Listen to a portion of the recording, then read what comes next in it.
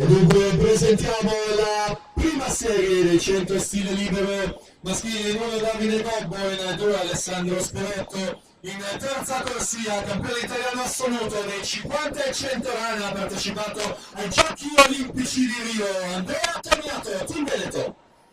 Al suo fianco in corsia numero 4 per il Team Veneto, anche lui è stato nazionale giovanile in passato ai Giochi Europei di Baku, Manuel Frigo.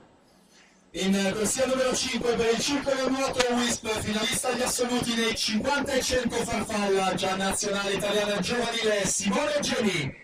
In 6 Alessandro Gondicini, in 7 Nicolò Scandaferro, in 8 Giovanni Carossa. Siamo già all'epilogo di questa seconda serie. Davide Guidolin dalla sesta corsia per il Team Veneto, 52-0-0 davanti a Gabriele